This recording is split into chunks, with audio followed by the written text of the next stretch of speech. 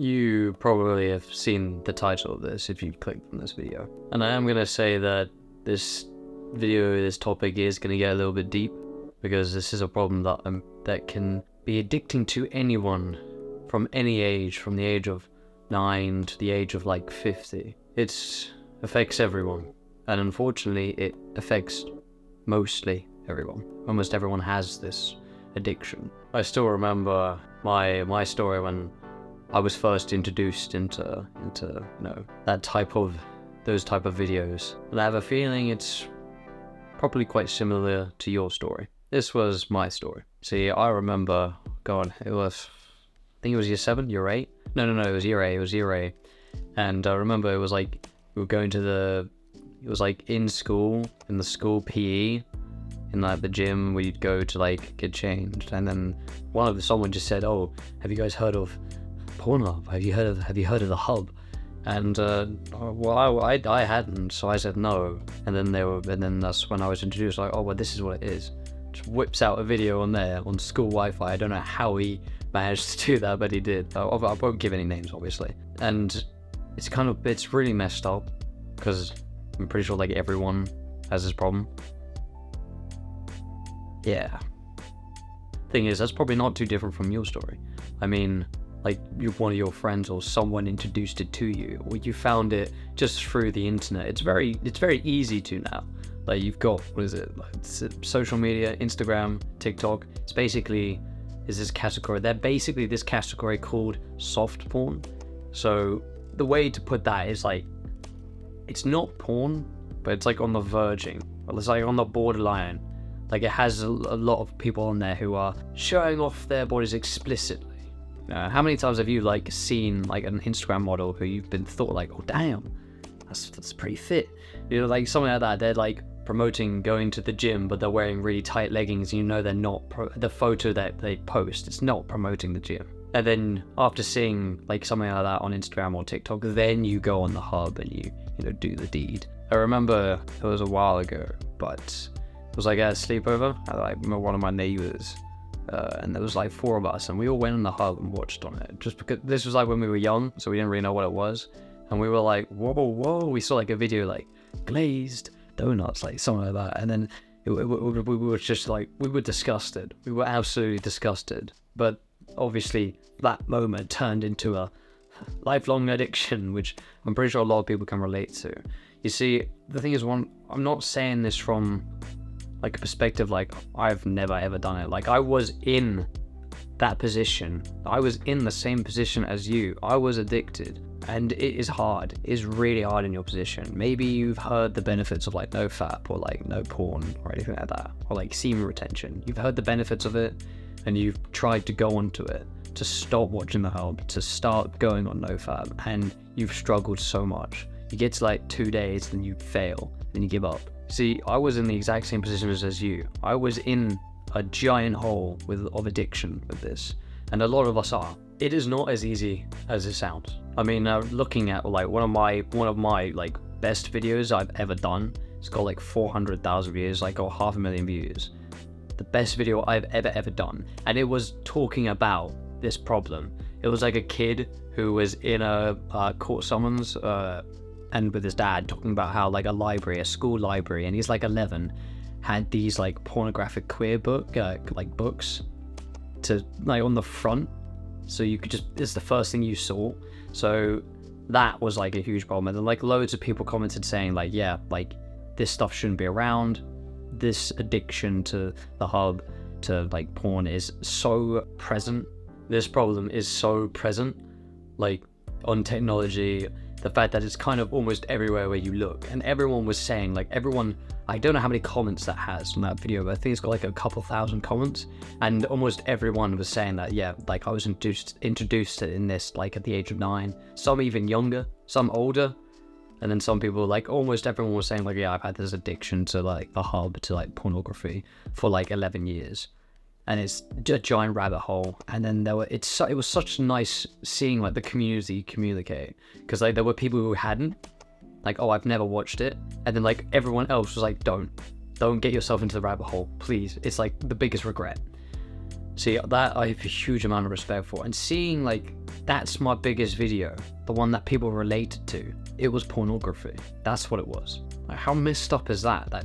This is this big of a problem. And the thing is, you know it is, because if you clicked on this video and you're this far, you know it's a problem in your life. Yeah. I'm not speaking from someone who's like the top 1% man, who's been at the top always and has never done this deed. I was in a difficult time, much like you, where I would be waiting for like family to like go out of the house and stuff so I could go off and do the deed. Like saying that now is really messed up, but that's how it was. And this was like, at the age of like 10, 11. Yeah, it was a big hole, and it's very difficult to get out. And if you're in this position and you're trying to go into self-improvement, this might be your biggest problem. That's literally almost making you want to quit self-improvement. You're trying to do NoFap, you're trying to quit porn, but it's genuinely the hardest thing. Like, in my opinion, going to the gym, I fell in love with it. That wasn't a problem. Eating more clean, being more healthy, taking more care of myself, of my mental health, that wasn't difficult because I ended up falling in love with it, and I ended up loving myself when I'm taking care of myself. But porn and NoFap, that's difficult. And I think it's because most of the YouTubers that you see are telling you, you should never ever do it. No, you should do all the benefits, all the amazing benefits of NoFap. Do this for 7 days and you'll see a massive change. Like, they emphasize so much pressure on it that you have to be so strict that it kind of makes it so difficult. And they don't really go through the truths of what it's like being on NoFap. When I first started, and this may be similar to your position, when I first started, it was not easy. I did 1 day, 2 day, I would fail on the 3rd day, and then I'd give up. I'd see another self-improvement video like a couple months later, I'd see it on my phone, and then suddenly I'd get motivated to go on NoFap again. 1 day, 2 day, 3 day, I fail, I quit again. You see, I think the best way to put this is that this is an addiction that you've had for life. Like the people commenting on my biggest video I've ever done. This is an addiction they've had for like 11 years. This is an addiction that you've had for years. This is a year bad addiction, a yearly bad habit. You aren't going to break it in the space of 7 days. The YouTubers that tell you like, oh, do this for 7 days, you'll instantly change your life. Oh my God, it's so dumb. I hear that and I'm like, no, after going through it myself, this is not true. It is not going to take 7 days of strict NoFap to change your life. Truth is, when I first started NoFap, there were times I failed. I did a whole week, none. 8th day, I failed. But guess what? I continued going on NoFap. I continued the weeks after. Shit, I failed again. But the last time I failed was a month ago. So that's better. I know what I did wrong, and I do not want to do it again, like post-nut clarity, which I'm pretty sure every guy knows how that feels. It sucks. I'm going to aim for the next time I fail to be an even bigger gap than a month. It's been 3 months, you failed again. No, I failed, but then you know what you did wrong, and you know what not to do. Maybe you saw something on Instagram, and that's the reason you failed.